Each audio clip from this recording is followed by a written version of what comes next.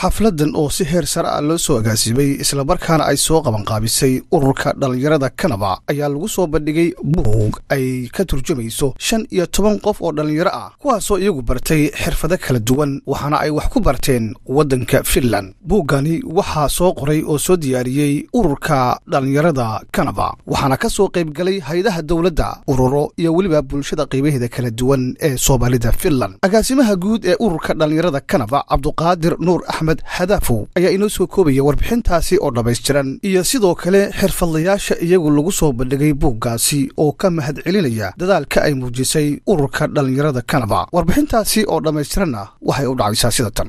marxamo laalaad baad u mahadsantahay. mashruucan wuxuu ahaa mashruuc buugga maanta lagu soo bandhigay ka shaqeynayay 2 sano ee la soo dhaafay oo aan aad isugu taxallujinaynay in lagu dagaalamo cunsuriyadda iyo midabta koorka iyo nacaybka dadka ajaanibta ah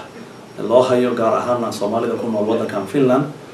sida la wada ogsoon yahay wadankan dad fara badan oo bulshada Finishka asalka ah waxay noo hayaan wanaag fara badan horumarna way nala jecel yihiin. waxaan ugu talagalnay marka buuggan inuu qayb ka qaato la dagaalanka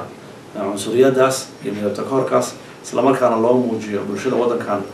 asalkii loogu yimid in aan qayb buuxda ka nahay dadkii halkan ku barbaaray ee wax ku bartay inay shaqaystaan noloshoodu ay dabartaan isla markaana ay iyagu yihiin dad role models u ah dadkooda kale isla markaana horumar ka samayn karo noloshiisa qayb buuxdana uu ka noqon karo bulshada Finishka ah. sidaas daraadeed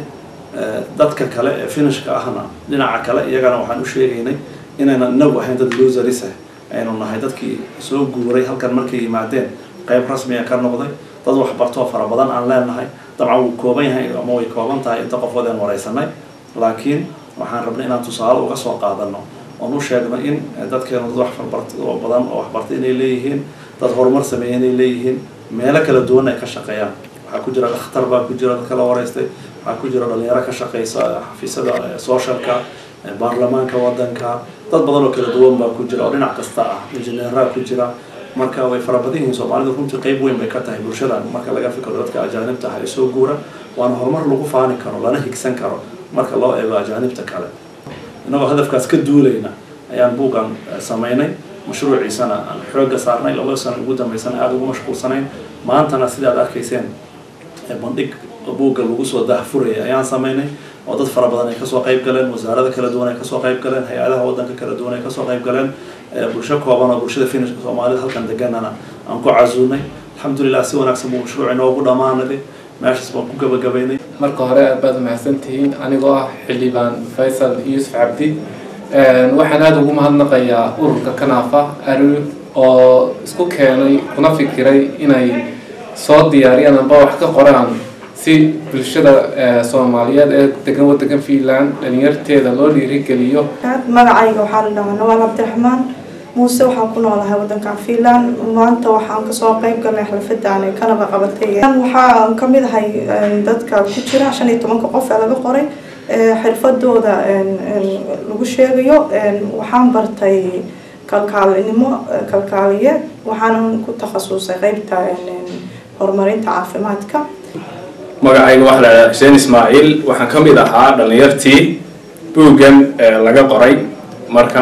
waxaan buuggan ay soo qaban qaabisay ururka Canada aad iyo aad baan ugu mahadcelinayaa Canada waxaan u arkaa inuu yahay mashruuc guuleystay. السلام عليكم maanta waxaan isugu nimi meeshan lagu bandhigayo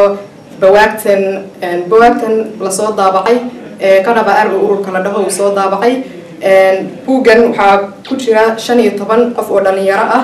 oo xirfado kala duwan bartay. markaas buuggan ujeedadiisa waxay ahayd in dhalinyarada Soomaalida ee dalka Finland ku nool in ay helaan role model. waa ilaahay mahadiis haday Canada maanta soo saartay 15 dhalinyaro ah oo xidig u ah dhalinyarada Soomaaliyeed ee dalka Finland waxaan leeyahay mar labaad mahadsanidin Canada. Maxamed Bashiir oo Maxamed telefishinka caalamiga ee Royal TV Helsinki Finland.